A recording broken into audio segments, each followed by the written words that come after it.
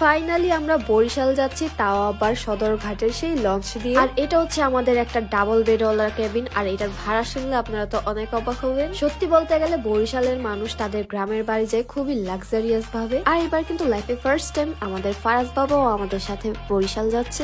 জাহাজে করে এই প্রথমবারই যাচ্ছে। বরিশালে যাওয়ার ক্ষেত্রে কিন্তু বরিশালের জাহাজের খাবার দাবারের কথা অনেক শুনেছি, তাই ভাবলাম এবার আমরা তাদের সব ধরনের আইটেমই ট্রাই করব। এখানে আমরা অর্ডার করেছি চিংড়ি মাছ, রূপচাঁদা মাছ এবং সেই সাথে চিকেন কারি। তবে একটা জিনিস কিন্তু আমার কাছে খুবই খারাপ লেগেছে, আর সেটা হচ্ছে প্লেট। পুরোটা প্লেটই কিন্তু একদম অপরিচ্ছন্ন আর বালি বালি ছিল। এই হচ্ছে তাদের প্লেটের অবস্থা। যাই হোক, কি আর করার, নিজেরাই ক্লিন করে ধুয়ে টুয়ে এরপর আমরা সবাই মিলে ভাত খেতে শুরু করে দিই। এখন কথা বলবো তাদের খাবারের টেস্ট নিয়ে। ডিনারের জন্য আমি নিয়েছিলাম একটা রূপচাঁদা মাছ এবং সেই সাথে একটা চিকেন লেগ পিস। রূপচাঁদা মাছের টেস্টটা মোটামুটি ভালোই ছিল এবং চিকেন কারির টেস্টটাও কিন্তু মোটামুটি ভালোই ছিল। তবে সবচেয়ে বেশি দাম নিয়েছিল এই চিংড়ি মাছের জন্য।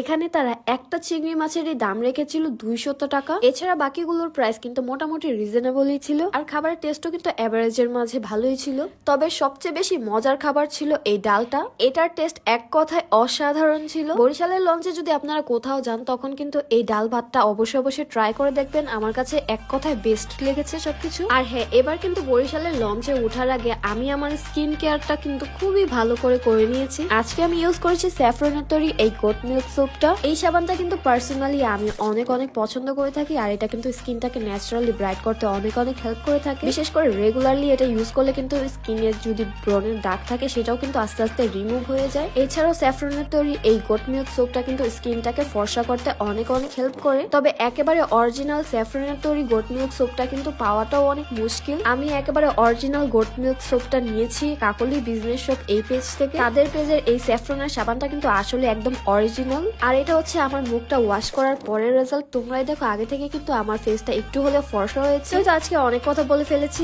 এখন আমি কথা বলবো আমাদের কেবিন রুমে কি ধরনের কমপ্লিমেন্টারি আমাদেরকে তারা দিয়েছিল। সত্যি বলতে গেলে তারা কিন্তু আমাদেরকে কোনো প্রকার কমপ্লিমেন্টারি দেয়নি। এখানে যা ছিল সবকিছুই কিন্তু আমরা নিজেরা পারচেস করে নিয়েছি। আর হ্যাঁ, তোমরা অনেকেই কিন্তু আমাদেরকে জিজ্ঞেস করো আমরা আমাদের ব্লগ শুটের জন্য কি ধরনের গ্যাজেট ইউজ করে থাকি। আমরা মূলত DJI এর Osmo 3 এই ক্যামেরাটা ইউজ করে থাকি। এটা কিন্তু ব্লগের জন্য একদমই পারফেক্ট একটা গ্যাজেট। সেই সাথে কিছু ফুটেজে 16 Pro Max এবং 15 Pro Max দুটাই ইউজ করে থাকি। আর এভাবেই কিন্তু লঞ্চের একটা সুন্দর রাত কেটে যায় আমাদের। সেই সাথে আজকে ঘুমের আগ মুহূর্তে আমি একটু পরপর খালি কমলা খাচ্ছিলাম। এরপর এক লম্বা ঘুমে রাত পার করে সকাল আমরা ঘুম থেকে উঠে যাই। এখন তোমাদেরকে দেখাবো আমাদের শিপ থেকে সকালের ভিউটা আসলে কতটা সুন্দর হয়। রাতের বেলা নদীর সৌন্দর্য একরকম হয় এবং সকালবেলা কিন্তু নদীর সৌন্দর্য আরেক রকম থাকে। যাই হোক, আজকে কিন্তু ঘুম থেকে উঠেই দেখি কমলা এখন পর্যন্ত শেষ হয়নি, তাই আবারও খাওয়া শুরু করে। আসলে টাকার জিনিস ফেলে রেখে যেতেও কষ্ট লাগে, আবার কাউকে খুঁজেও পাচ্ছিলাম না যে দিয়ে দিব। অবশেষে আমরা আমাদের গন্তব্যস্থলে সেফলি পৌঁছে যাই। আজ এ পর্যন্তই। সবাই ভালো থাকবেন, সুস্থ থাকবেন আর আমাদের জন্য বেশি দোয়া করবেন। আল্লাহ হাফেজ।